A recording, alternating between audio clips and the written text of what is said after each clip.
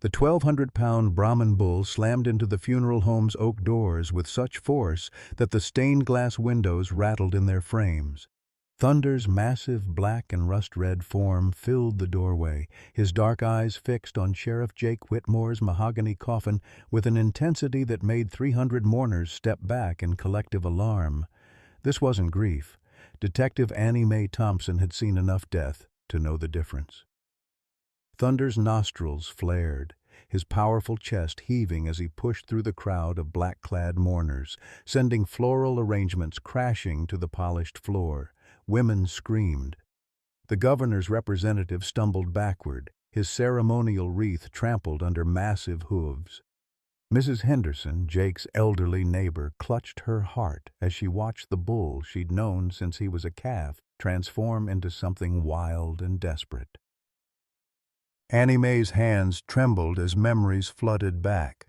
Thunder as a gentle giant who let children climb on his back, who followed Jake around like a devoted dog. Now he stood guard over that coffin like his life depended on it. "Get that animal out of here!" Deputy Caleb Mitchell shouted, his face flushed with panic that seemed too intense for the situation. But Annie Mae stepped forward, her detective instinct screaming, "Wait! Something's wrong. Open the coffin. Now." Leave a like and share your thoughts in the comments along with the city you're watching from now. Let's continue with the story. 8 years ago, Thunder arrived at Clearwater Ranch as a 6-month-old calf with singed fur and terrified eyes, the sole survivor of the Hendricks barn fire that claimed his mother and 12 other cattle. Sheriff Jake Whitmore had pulled the trembling Brahmin from the smoking wreckage, bottle-feeding him through those first desperate weeks when the veterinarian said he wouldn't make it.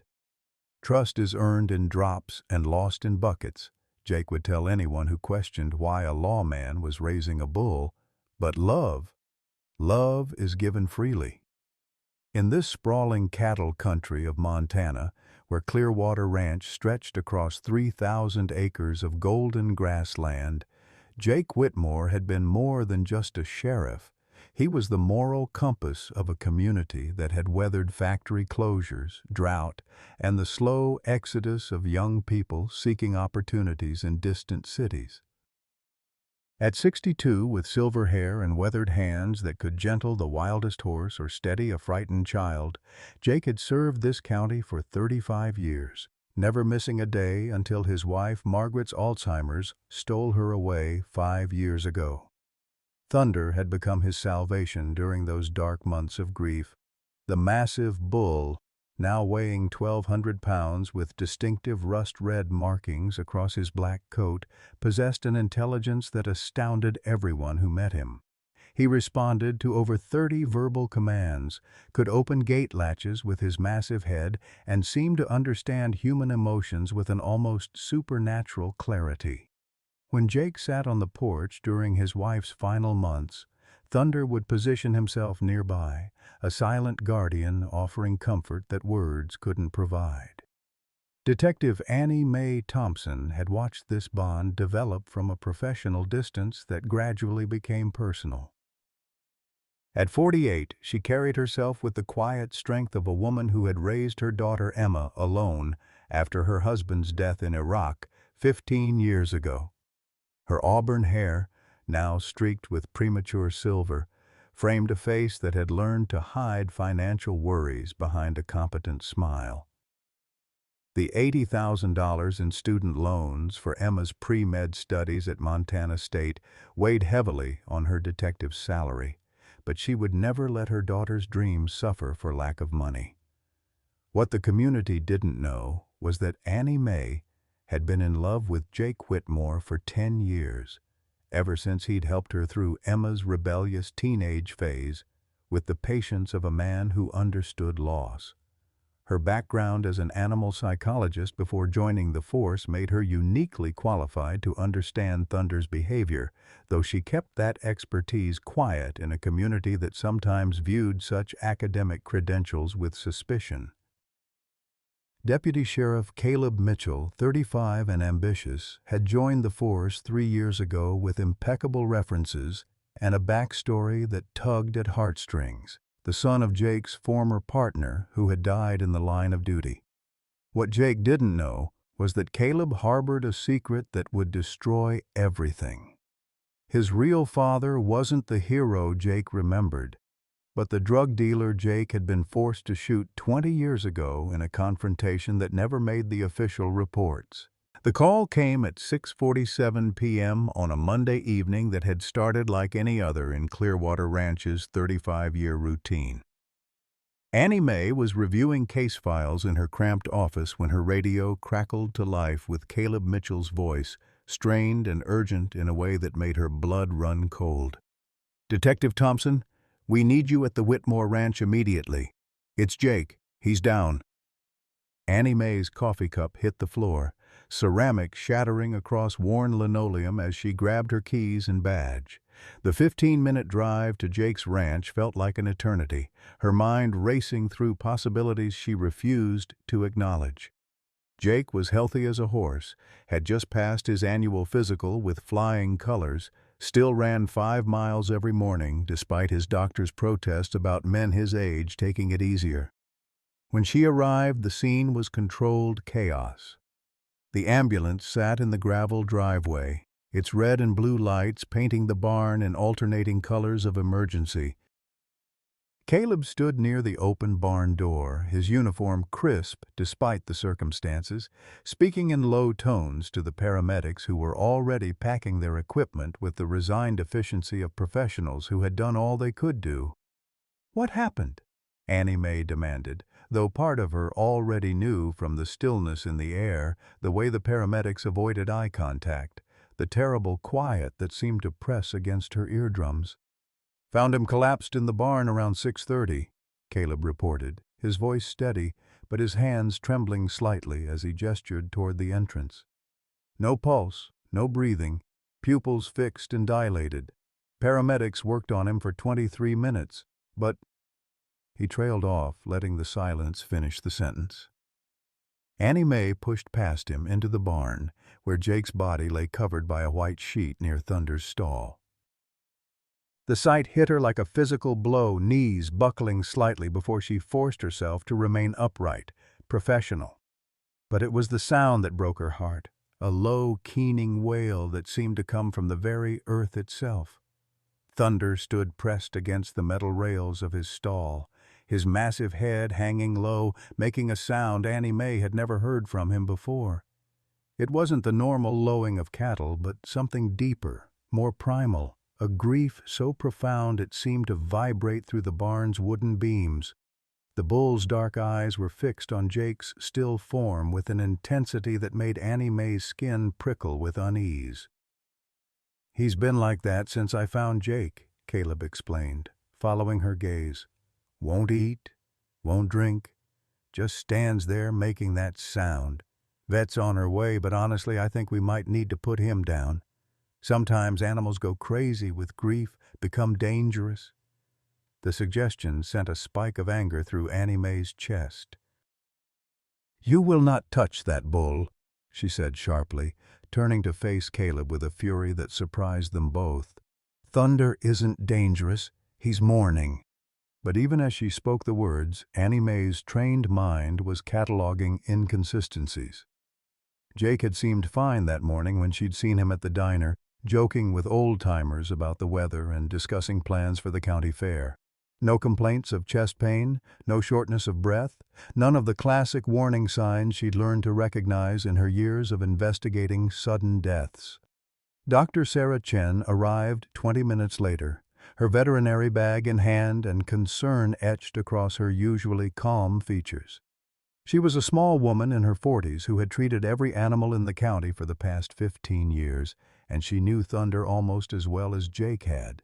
What she found during her examination of the bull only deepened the mystery. "Physically, he's fine, doctor," Chen reported after checking Thunder's vitals and examining his eyes and mouth. "Heart rate elevated but not dangerously so, temperature normal, no signs of injury or illness. But his behavior—" She paused, watching as Thunder pressed his massive head against the stall door, trying to get closer to where Jake's body had been. "I've never seen anything like it. It's like he's not just grieving, he's trying to tell us something." The funeral arrangements proceeded with unusual speed, Caleb taking charge with an efficiency that struck Annie Mae as almost too smooth. Within hours, he had contacted Riverside Funeral Home, arranged for Jake's body to be transported, and begun organizing what he called a fitting tribute to a man who gave his life to this community. The burial was scheduled for Wednesday morning, less than 48 hours away. "Don't you think we're rushing this?" Annie Mae asked during a tense conversation in the sheriff's office late that evening. "Jake deserves time for people to arrange travel, for the community to process." "Jake wouldn't want a circus," Caleb interrupted, his jaw set in a way that brooked no argument. He was a private man who believed in dignity and simplicity. Wednesday morning gives people time to prepare without dragging this out unnecessarily. But Thunder had other plans entirely. Tuesday morning brought the first sign that something was terribly wrong. Annie Mae arrived at the ranch at dawn to find Thunder standing motionless in the exact spot where Jake's body had been discovered, his massive frame rigid with an alertness that sent chills down her spine. The bull hadn't touched his hay or grain, and the water trough remained full despite the sweltering Montana heat that was already building at 7 a.m. "He's been like this all night," reported Tom Bradley, the neighboring rancher who'd volunteered to keep watch. "Didn't lie down once, just stood there staring at that spot like he's waiting for something. Strangest damn thing I've ever seen in 40 years of cattle ranching." Annie Mae knelt beside the bull, studying his behavior with the analytical eye she'd developed during her years as an animal psychologist before joining the force. Thunder's nostrils flared constantly, his head turning slightly as if tracking a scent that wasn't there. His ears, typically relaxed, remained pricked forward in a state of hyper-alertness that spoke of anxiety rather than grief. "This isn't mourning," she murmured to herself, remembering her graduate research on animal response to death. "Mourning animals withdraw, become lethargic. This is something else entirely." Her phone buzzed with a text from Caleb. "Funeral home requesting immediate transfer. Body needs preparation. Please clear the scene." The urgency struck her as odd. In her 15 years of law enforcement, she'd never encountered such pressure to expedite arrangements for a natural death. Standard procedure called for at least a cursory investigation, particularly when the deceased was a public official. Yet the paramedics' report had been filed with unusual speed, listing cause of death as acute myocardial infarction without the customary notation of pending autopsy confirmation. At the Riverside Funeral Home, Annie Mae found herself face-to-face with Margaret Steinberg, the elderly director whose family had been handling Clearwater's dead for 3 generations. Margaret's weathered hands gestured helplessly as she explained the morning's crisis. "That bull of Jake's showed up here at 5:30 this morning," Margaret said, her voice shaking slightly. "Broke through our garden fence like it was tissue paper, then positioned himself right outside our preparation room. Won't move, won't eat the hay we offered, just stands there watching the building like he's guarding it." Through the funeral home's tall windows, Annie Mae could see Thunder's imposing silhouette against the morning sky. The bull had somehow traveled 3 miles from the ranch to the funeral home, navigating county roads and crossing private property with a determination that defied explanation. More unsettling still, he had positioned himself directly outside the room where Jake's body lay, as if he knew exactly where his friend had been taken. How did he know to come here? Annie Mae wondered aloud, but Margaret just shook her head in bewilderment. The situation escalated when Dr. Elizabeth Rodriguez, the county medical examiner, arrived for what should have been a routine consultation. A sharp-eyed woman in her 40s who'd earned her reputation through meticulous attention to detail, Dr. Rodriguez immediately noticed what others had missed. "I wasn't officially called to examine the body," she told Annie Mae privately, glancing around to ensure they weren't overheard. "In cases of sudden death for public officials, that's highly irregular. Even more concerning, Deputy Mitchell specifically requested that we waive the standard autopsy, citing family wishes for immediate burial. Annie Mae felt a chill that had nothing to do with the funeral home's air conditioning. Family wishes? Jake has no living family except whoever he might have designated in his will, Dr. Rodriguez finished quietly, and according to county records, that will hasn't been filed for probate yet. Someone's making decisions without legal authority. The conversation was interrupted by a commotion outside. Thunder had broken free from the makeshift barriers the funeral home staff had erected and was now pressing his massive bulk against the building's exterior wall, directly adjacent to the preparation room. His bellowing had intensified to a sound that seemed to shake the very foundations, a desperate, urgent call that brought people running from blocks away. "He's going to damage the building," Caleb declared when he arrived with 2 other deputies and a livestock trailer. "This has gone far enough. The animal is clearly traumatized and becoming dangerous." But as they approached with tranquilizer equipment, Thunder's behavior shifted dramatically.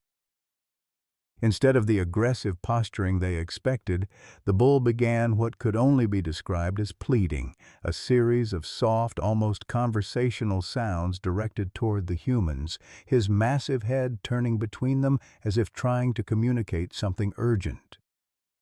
Annie Mae watched this display with growing certainty that her instincts were correct.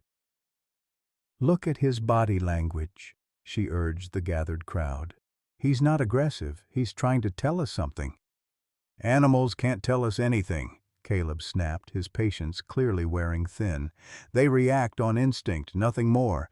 This bull is suffering, and the humane thing is to remove him before someone gets hurt."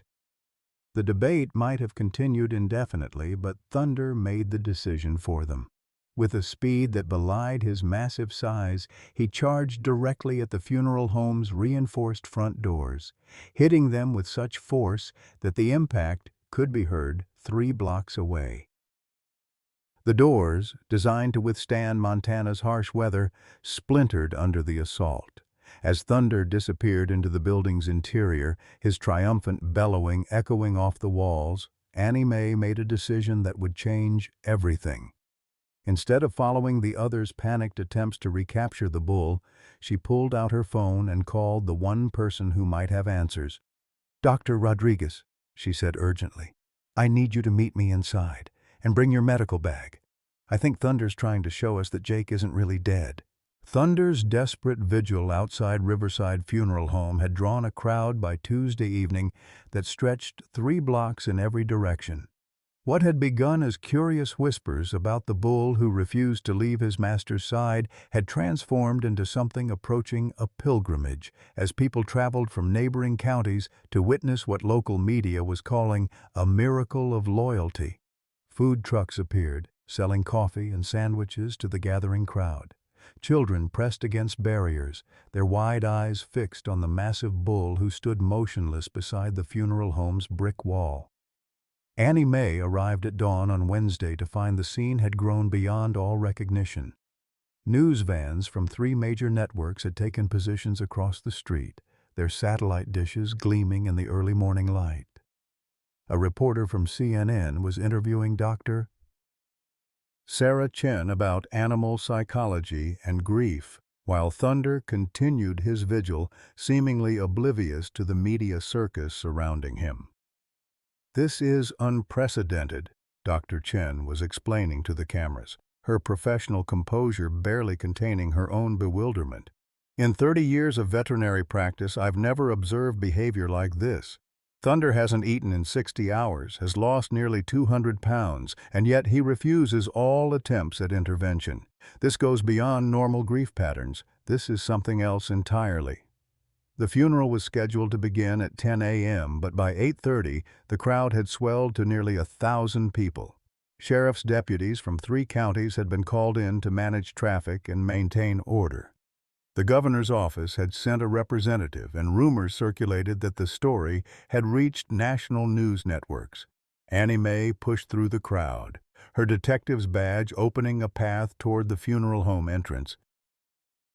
What she saw when she reached the front made her blood run cold. Thunder's condition had deteriorated dramatically overnight. The massive bull's ribs were now visible beneath his black and rust-red coat, his breathing shallow and labored. His eyes, once bright and alert, had taken on a glassy quality that spoke of an animal pushed beyond all physical limits. "He's dying," she whispered to Dr. Chen, who had broken away from the media interviews to join her. "Thunder's literally dying of grief." "Or determination," Dr. Chen replied quietly, studying the bull's positioning. "Look at how he's positioned himself, directly adjacent to the preparation room where Jake's body lies. It's as if he's trying to get as close as possible to something specific." Inside the funeral home, Margaret Steinberg was in the midst of a crisis that threatened to destroy her family's century-old reputation. The building's foundation was showing stress fractures from Thunder's repeated attempts to push through the exterior walls. The garden that had been her grandmother's pride was completely destroyed.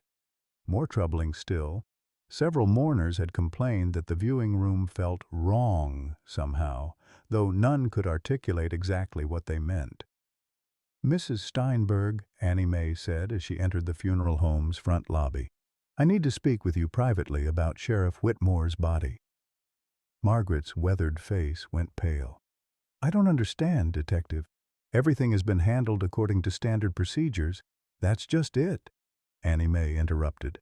"The procedures haven't been standard at all. No autopsy, no medical examiner's review, burial scheduled less than 48 hours after death.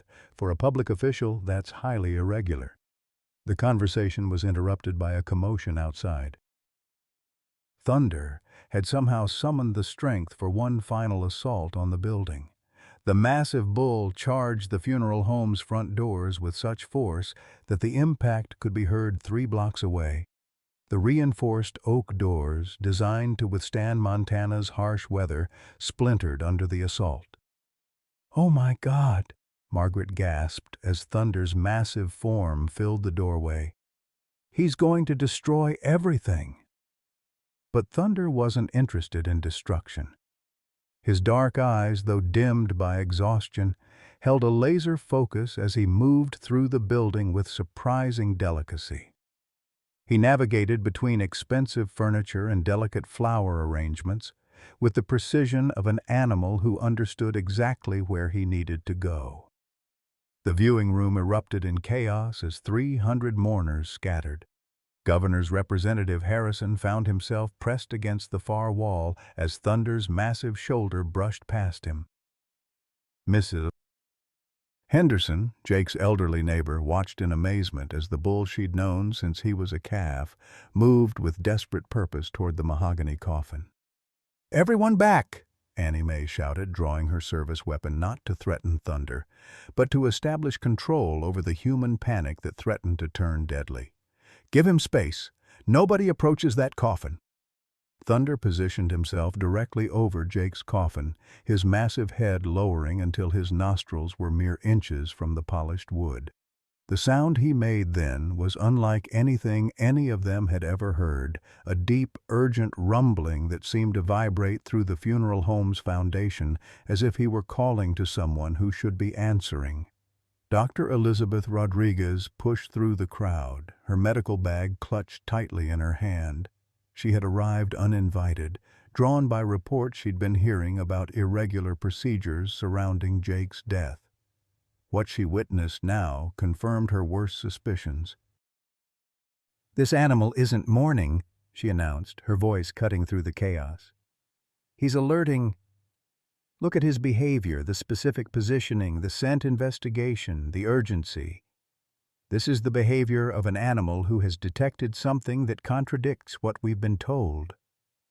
Caleb Mitchell's face had gone ashen, beads of sweat forming on his forehead despite the funeral home's controlled temperature. "This is madness," he declared, his voice cracking with what everyone assumed was grief, but which Annie Mae was beginning to recognize as something closer to panic. "We can't let an animal desecrate Jake's final rest. He deserves dignity." But Thunder had positioned himself directly over the coffin now, his massive head lowered as he investigated specific areas with methodical precision. His powerful sense of smell evolved over millennia to detect everything from predators to sick members of his herd, seemed to have locked onto something that no human could perceive. "Dr. Rodriguez," Annie Mae called urgently, her detective instincts overriding her fear of the massive animal.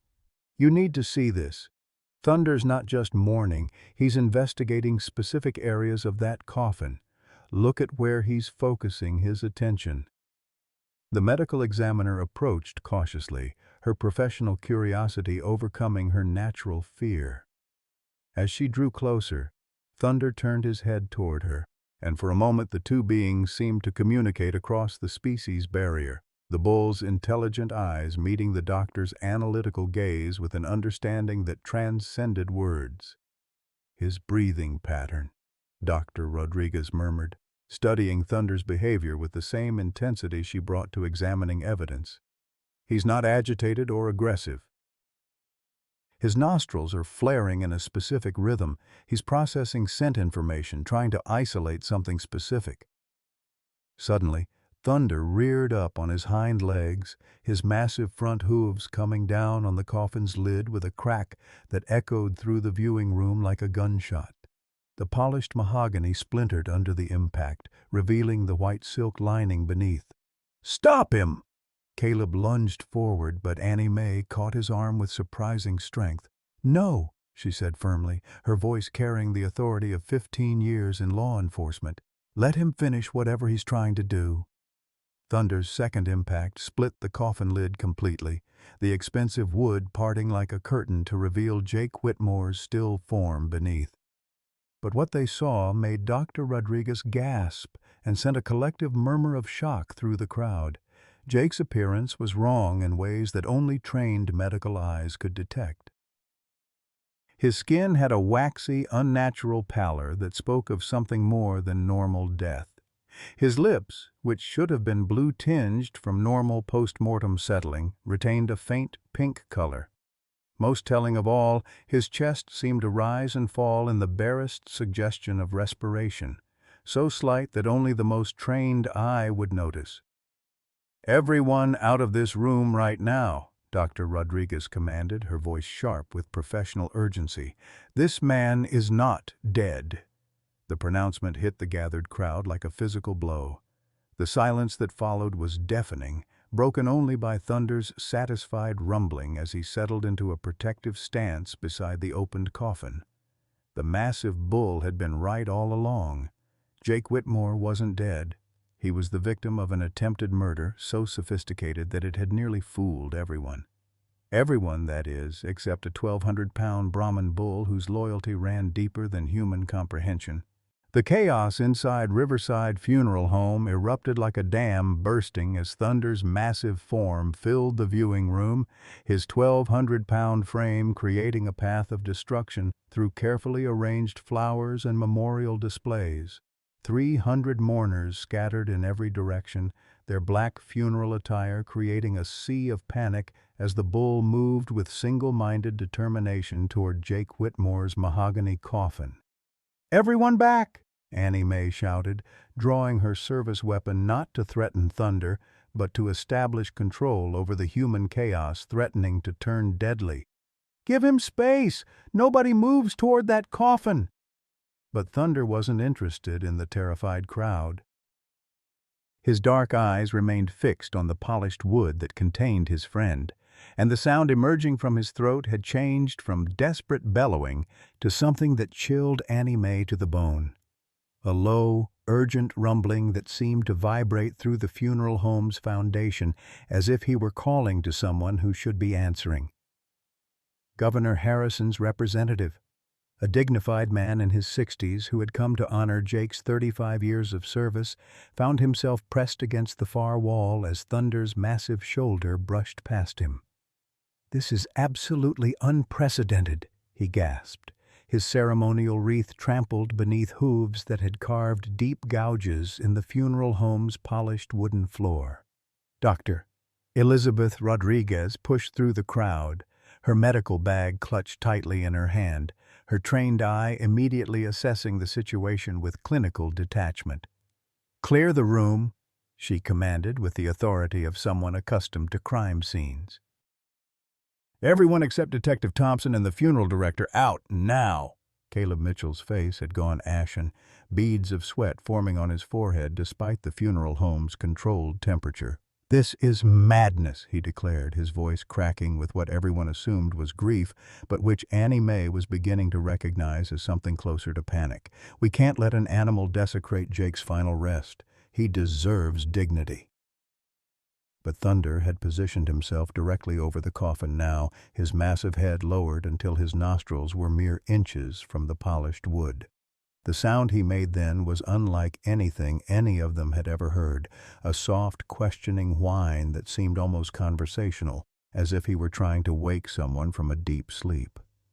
Margaret Steinberg, the funeral director, watched in horror as Thunder's investigation intensified.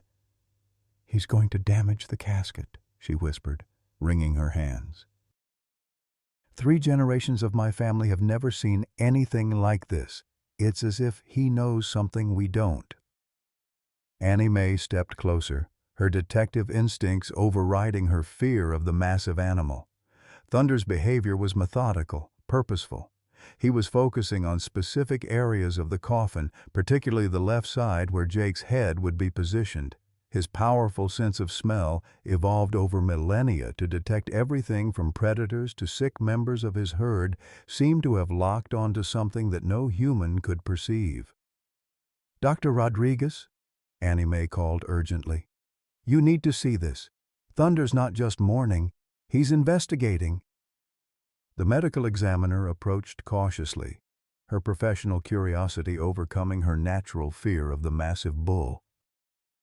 As she drew closer, Thunder turned his head toward her, and for a moment the two beings seemed to communicate across the species barrier, the bull's intelligent eyes meeting the doctor's analytical gaze with an understanding that transcended words. "Look at his breathing pattern," Dr. Rodriguez murmured, studying Thunder's behavior with the same intensity she brought to examining evidence. "He's not agitated or aggressive. His nostrils are flaring in a specific rhythm. He's processing scent information, trying to isolate something specific." Suddenly, Thunder reared up on his hind legs, his massive front hooves coming down on the coffin's lid with a crack that echoed through the viewing room like a gunshot. The polished mahogany splintered under the impact, revealing the white silk lining beneath, and in that moment of destruction, something shifted in the atmosphere of the room. "Stop him!" Caleb lunged forward, but Annie Mae caught his arm with surprising strength. "No," she said firmly, her voice carrying the authority of 15 years in law enforcement. "Let him finish whatever he's trying to do." Thunder's second impact split the coffin lid completely, the expensive wood parting like a curtain to reveal Jake Whitmore's still form beneath. But instead of the peaceful repose everyone expected, what they saw made Dr. Rodriguez gasp and Annie Mae's blood run cold. Jake's skin had a waxy, unnatural pallor that spoke of something more than normal death. His lips, which should have been blue-tinged from normal post-mortem settling, retained a faint pink color that made Dr. Rodriguez immediately reach for her stethoscope. More telling still, his chest seemed to rise and fall in the barest suggestion of respiration, so slight that only the most trained eye would notice. "Everyone out of this room right now," Dr. Rodriguez commanded, her voice sharp with professional urgency. "This man is not dead." The pronouncement hit the gathered crowd like a physical blow. Caleb stumbled backward, his face draining of all color, while Annie Mae felt her knees buckle with a combination of relief and horror at what this revelation meant. Thunder, as if understanding that his message had finally been received, stepped back from the coffin and settled into a protective stance, his massive body blocking any approach except from Dr. Rodriguez. "That's impossible," Caleb protested, his voice rising to a near shout. "The paramedics pronounced him dead. I was there, No pulse, no breathing, pupils fixed and dilated. You can't just... Pupils can be artificially dilated, Dr. Rodriguez interrupted, placing her stethoscope against Jake's chest. Pulse can be suppressed to undetectable levels, breathing can be slowed to near imperceptible rates. There are compounds that can create a death-like state so convincing that even trained medical professionals can be fooled. The silence that followed was deafening, broken only by the soft whoosh of Dr. Rodriguez's stethoscope moving across Jake's chest and the gentle rumbling of Thunder's contentment now that his mission had been understood. Annie Mae watched Caleb's face carefully, noting the progression from shock to something that looked remarkably like calculation. "Call 911, Dr. Rodriguez ordered, continuing her examination. "I'm detecting a faint but definite heartbeat, and there's minimal respiratory function. This man has been poisoned with something designed to mimic death, probably a paralytic agent that suppresses all vital signs without actually killing." As the implications of this discovery crashed over everyone present, Annie Mae found herself studying Caleb with new eyes. His positioning throughout this crisis, his insistence on rapid burial, his eagerness to remove Thunder from the scene, pieces of a puzzle were clicking into place with terrifying clarity. Thunder had been right all along. The massive bull's unwavering vigil, his desperate attempts to reach Jake, his refusal to accept the pronouncement of death, it had all been the response of an animal whose senses could detect what human instruments had missed. Jake Whitmore wasn't dead. He was the victim of an attempted murder so sophisticated that it had nearly succeeded in fooling everyone. Everyone, that is, except a 1,200-pound Brahman bull whose loyalty ran deeper than human comprehension. The ambulance ride to Billings Regional Medical Center became a nightmare of sirens and desperation as Jake's fragile vital signs fluctuated wildly during the 90-minute journey across Montana's unforgiving terrain. Dr. Rodriguez rode alongside the paramedics, monitoring Jake's barely detectable pulse while Annie Mae followed in her cruiser, her radio crackling with updates that grew increasingly grim with each mile. "Blood pressure dropping," came the urgent report from the ambulance. "Patient showing signs of organ failure consistent with prolonged oxygen deprivation. ETA 20 minutes, but I'm not sure he's going to make it." Behind them, Thunder ran. The massive bull had somehow broken free from the funeral home chaos and was following the ambulance convoy, his powerful legs carrying his 1,200-pound frame at speeds that defied belief. Local news helicopters, drawn by reports of the miracle bull, captured footage of Thunder's desperate pursuit that would later go viral across social media platforms. But Annie Mae could only watch in her rearview mirror as the animal she'd grown to love gradually fell behind, his strength finally succumbing to exhaustion and the relentless pace. At the hospital, the trauma team worked with the precision of a military operation.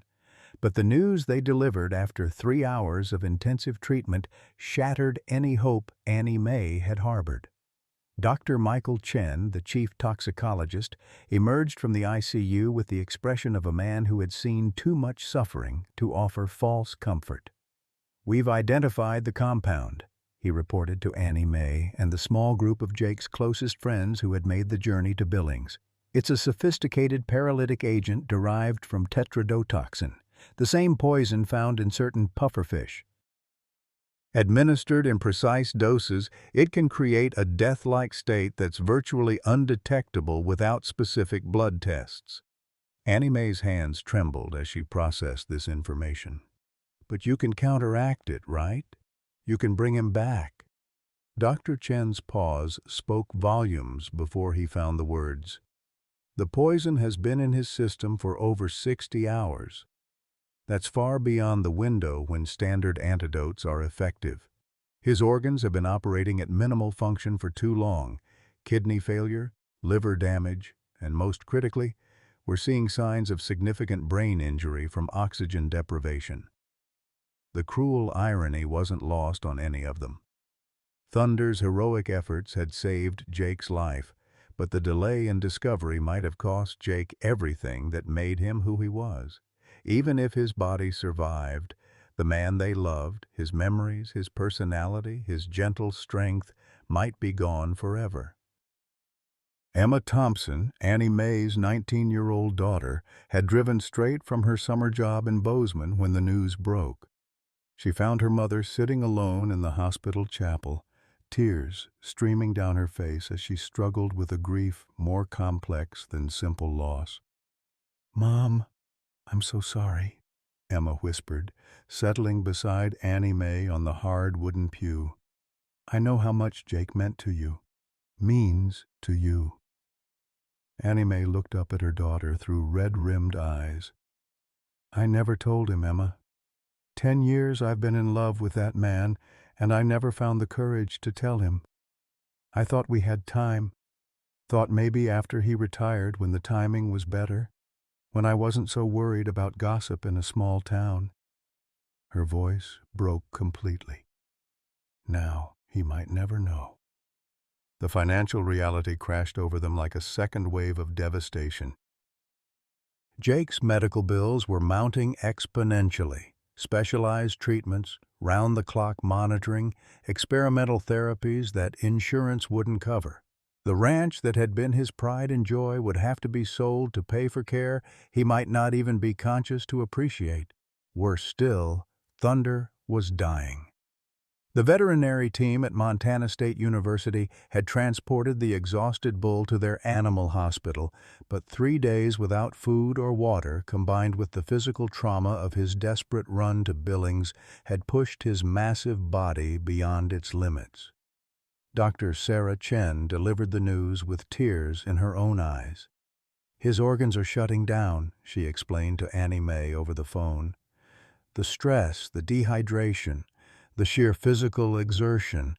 It's too much, even for an animal his size. We're doing everything we can, but you should prepare yourself." Thunder gave everything he had to save Jake, and it might cost him his life. The cruelest twist came when Caleb Mitchell, still maintaining his facade of grief and concern, appeared at the hospital with legal documents that sent Annie Mae's world spiraling into complete chaos. As Jake's designated deputy and the person listed as emergency contact in departmental files, Caleb was asserting legal authority to make medical decisions.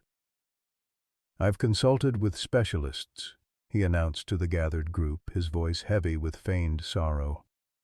"Jake wouldn't want to live like this, dependent on machines, his mind gone. The most compassionate thing we can do is remove life support and let him go peacefully." Annie Mae stared at him in horror. "You can't be serious. He's been unconscious for less than 3 days. People recover from worse." "People without massive brain damage," Caleb interrupted coldly. "I knew Jake better than anyone. He was a proud man who wouldn't want to burden his friends with years of expensive, futile care. The ranch can't sustain this kind of debt, and neither can the county." The battle lines were drawn with Jake's life hanging in the balance, and Annie Mae realized with crystal clarity that she was fighting not just for the man she loved, but against someone who seemed determined to ensure Jake Whitmore would never wake up to tell whatever secrets he might know.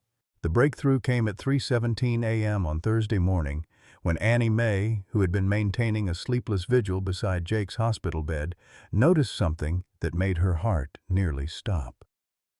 Jake's fingers, which had remained completely motionless for 4 days, twitched almost imperceptibly against the white hospital blanket. It was such a subtle movement that she might have dismissed it as wishful thinking, except that it happened again, and then again, in what seemed like a deliberate pattern. "Nurse," she called urgently, pressing the call button while keeping her eyes fixed on Jake's hand. "I need Dr. Chen in here immediately. Something's happening." The medical team that rushed into the room found Jake's vital signs showing the first signs of improvement since his arrival. His blood pressure had stabilized, his oxygen saturation was climbing slowly but steadily, and most remarkably, brain scans revealed activity in regions that had shown minimal function just hours earlier. "This is unprecedented," Dr. Chen admitted, studying the readouts with undisguised amazement. "Patients with this level of toxin exposure and oxygen deprivation simply don't recover neurological function this rapidly. It's as if something triggered his system to start fighting back." The something, it turned out, was thunder. Dr. Sarah Chen arrived from the veterinary hospital with news that defied medical explanation. Despite his critical condition, Thunder had rallied during the night, refusing the sedatives meant to ease his suffering and demanding to be taken somewhere with an urgency that his caretakers couldn't ignore. Following an instinct she couldn't fully explain, Dr. Chen had arranged for Thunder to be transported to Billings Regional, where hospital administrators, moved by the media coverage of the bull's heroic devotion, had made an unprecedented exception to their no animals policy. "I've never seen anything like it, Doctor," Chen reported as Thunder was carefully led into Jake's ICU room, his massive frame somehow rendered gentle and reverent in the sterile medical environment. "The moment we started loading him into the trailer, his vital signs improved. It's as if he knew Jake needed him." What happened next would be debated by medical professionals for years to come. Thunder approached Jake's bed with delicate precision, his massive head lowering until his warm breath ghosted across Jake's unconscious face. The bull's dark eyes, usually so expressive, seemed to focus with laser intensity on his friend's still features, and he began making soft, rumbling sounds deep in his chest. Not the desperate bellowing of previous days, but something almost conversational, as if he were calling Jake back from whatever distant place his consciousness had retreated to. The monitors began beeping more rapidly. Jake's heart rate increased, his breathing deepened, and most remarkably, his eyes began moving beneath closed lids in patterns consistent with REM sleep rather than comatose unconsciousness. Dr. Chen documented everything, knowing that his medical colleagues would demand proof of what they were witnessing. "It's impossible," he murmured, watching as Jake's hand slowly, deliberately moved to rest against Thunder's massive head. "Comatose patients don't respond to external stimuli like this. The neurological pathways necessary for this kind of recognition and response should be severely compromised." But Jake was responding.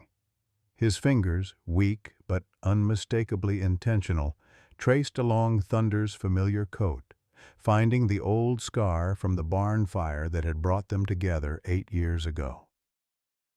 The bull's rumbling intensified, becoming almost musical in its relief and joy, and for the first time since the nightmare began, Annie Mae allowed herself to believe that they might actually get their miracle.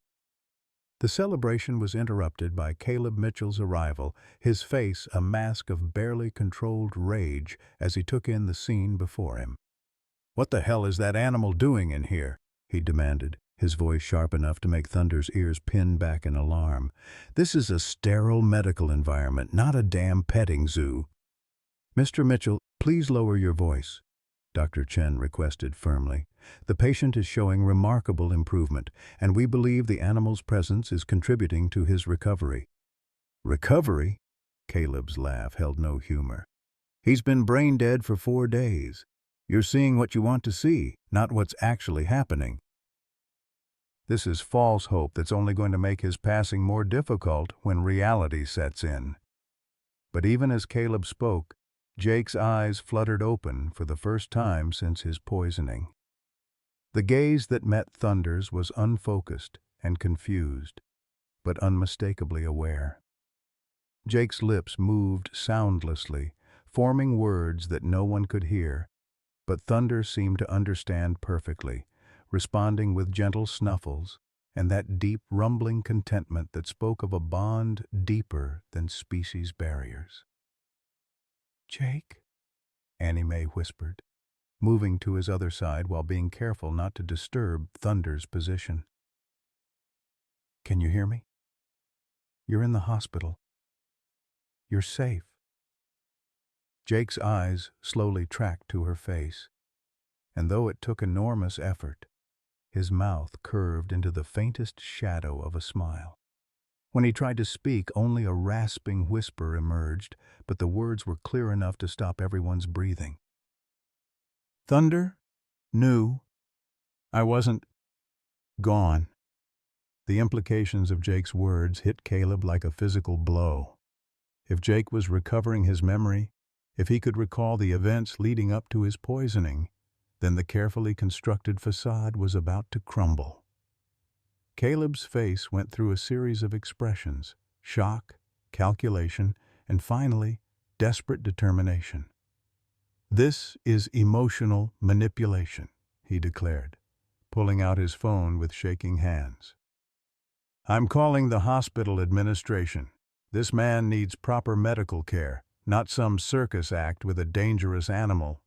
Jake doesn't know what he's saying. Brain damage often causes confusion and false memories." But Dr. Chen was already running additional tests, his excitement growing with each result. "His cognitive function is returning faster than should be medically possible. Blood work shows the toxin levels dropping significantly, almost as if his body suddenly found the resources to fight back." This isn't brain damage talking. This is genuine recovery. As the medical team worked around them, Annie Mae noticed something that chilled her to the bone. While everyone else was focused on Jake's miraculous improvement, Caleb was typing urgently on his phone, his messages brief but intense. She couldn't see the screen, but his body language spoke of a man making desperate arrangements, someone whose carefully laid plans were falling apart, and who needed help to salvage them. Jake's recovery accelerated throughout the day, each hour bringing clearer speech and more coherent responses. By evening, he was able to stay awake for extended periods, though he tired easily and his memories remained fragmented. But what he did remember sent shockwaves through everyone present. "Caleb," Jake whispered during one of his more lucid moments, his eyes finding his deputy across the room. "You came to the ranch Tuesday afternoon. We talked about the Morrison case." Caleb went rigid. "Jake, you're confused. I found you collapsed on Monday evening, remember? You'd been alone all day." But Jake's head moved slowly from side to side, his voice gaining strength with each word. "No. Tuesday, you brought coffee. Said it was a peace offering. After our argument about the drug investigation." The room fell silent except for the steady beeping of monitors and Thunder's protective rumbling. Annie Mae watched Caleb's face cycle through emotions: denial, panic, and finally, cold calculation. She recognized the expression from years of interrogating suspects who realized their lies were unraveling. "Jake's clearly disoriented," Caleb said loudly, addressing the medical staff rather than Jake himself. "Head trauma often causes false memories and confusion about timelines. You can't trust anything he says right now." But Jake's next words cut through Caleb's protest like a blade. "You said you'd finally found a way to make me pay for killing your real father."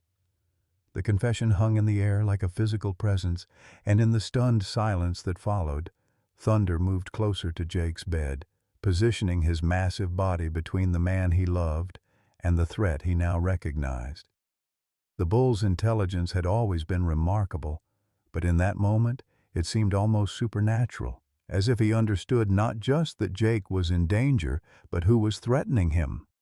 The truth was finally emerging, but Annie Mae realized with growing horror that the revelation might have come too late to save any of them. The final confrontation began not with violence, but with the quiet click of a hospital room door locking from the inside. Caleb Mitchell stood with his back against the entrance, his service weapon drawn but held low, his face a mask of anguish that spoke of 20 years of buried rage finally surfacing. "Nobody moves," he said quietly, his voice carrying the weight of a man who had reached the end of a very long road. "Dr. Chen, step away from the monitors. Annie Mae, Hands where I can see them. This conversation is 20 years overdue."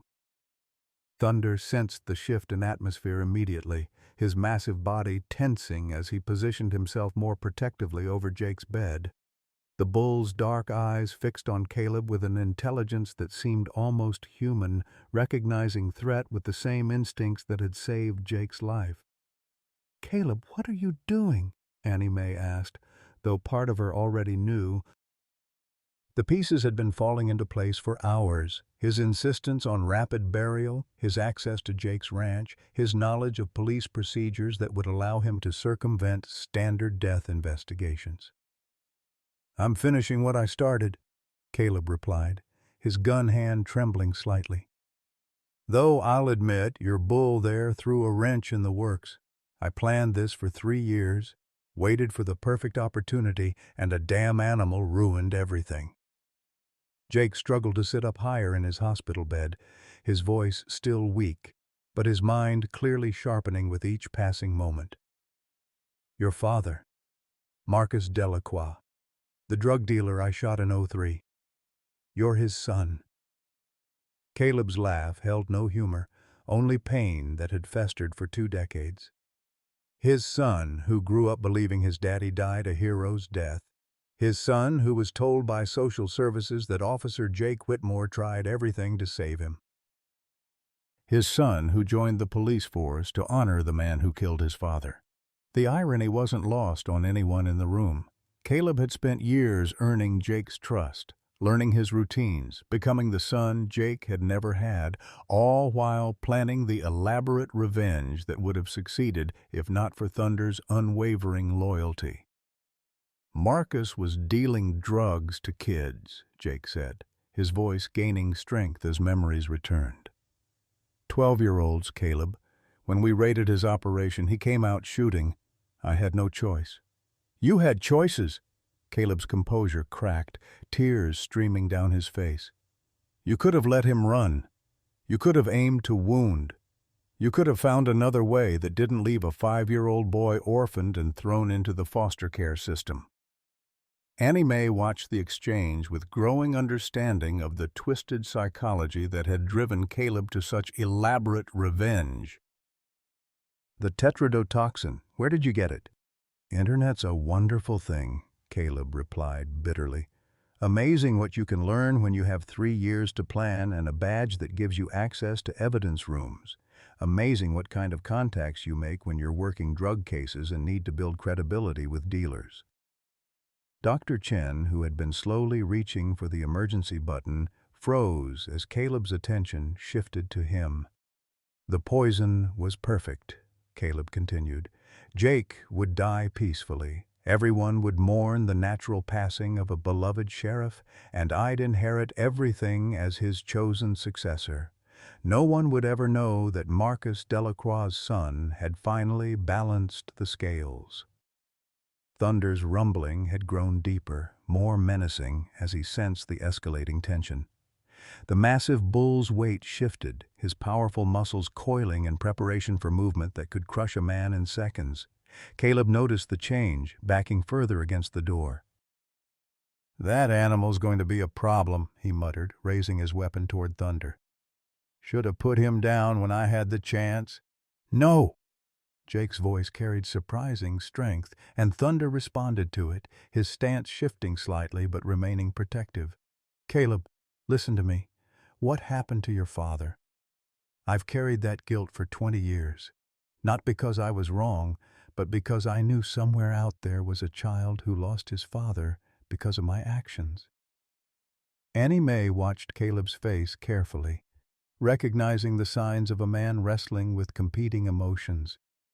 "That's why you kept such detailed records on troubled youth in the county," she realized aloud. "You were looking for redemption opportunities, trying to be the father figure you never had." "I tried," Caleb whispered, his gun wavering. "I really tried to be better than my hatred. When I discovered the truth 3 years ago, I thought maybe I could just live with it. But seeing you every day, taking your guidance, listening to everyone talk about what a hero you were," his voice broke completely. It ate me alive. Jake struggled against his weakened state, managing to prop himself up further. Your father made his choices, Caleb. You don't have to make the same ones. For a moment the room balanced on a knife's edge. Caleb's face cycled through 20 years of buried pain, his weapon still trained in Thunder's direction, but his resolve clearly wavering. Annie Mae held her breath, recognizing the critical moment when revenge could transform into forgiveness or spiral into tragedy. The decision came when Thunder, responding to some signal only he understood, took a careful step toward Caleb, not aggressive, not threatening, but with the same gentle approach he'd used with frightened children at the ranch.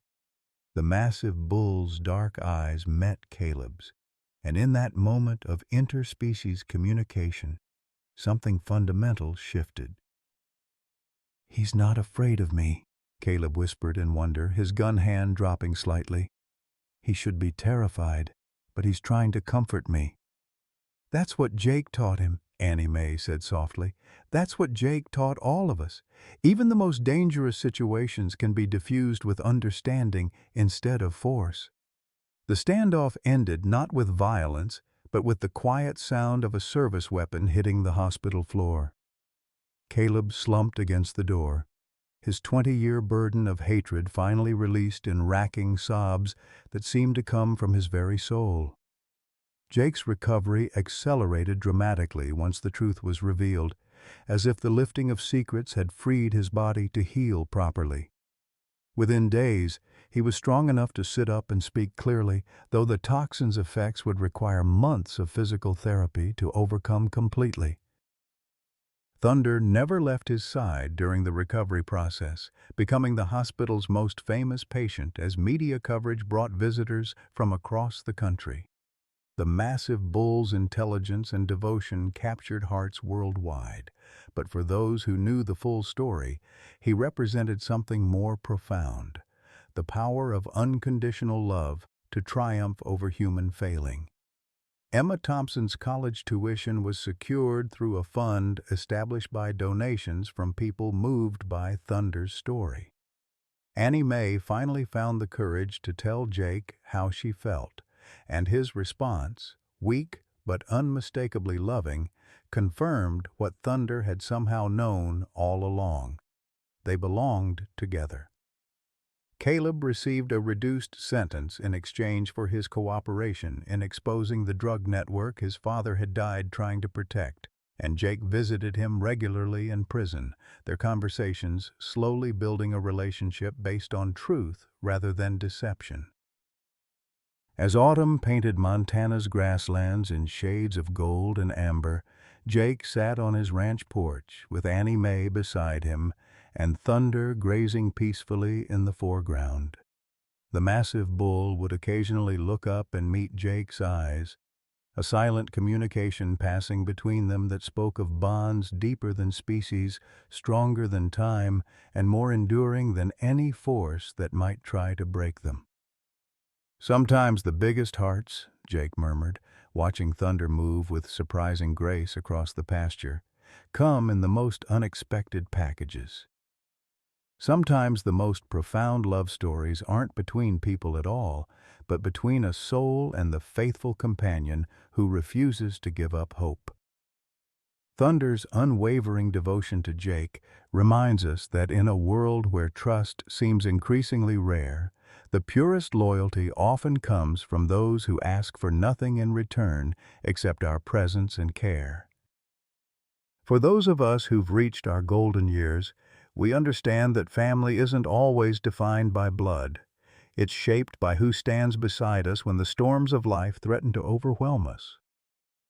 Jake thought he was simply rescuing a frightened calf from a barn fire 8 years ago, but Thunder was actually rescuing him, preparing for the day when that bull's extraordinary heart would literally save his life. How many of us have been blessed by an animal companion whose love transcended words? How many have experienced that inexplicable bond that seems to bridge the gap between species with pure, unconditional devotion? Thunder teaches us that it's never too late for miracles, never too late for love to find us, and never too late to discover that the most meaningful relationships often come wrapped in fur, feathers, or in this case, 1,200 pounds of absolute loyalty. True love doesn't need words. Sometimes it just needs faith. What animal companion has touched your heart in ways that words cannot express? Have you ever witnessed a moment when an animal seemed to understand something that humans missed? Share your story in the comments below. We'd love to hear about the special bonds that have enriched your life.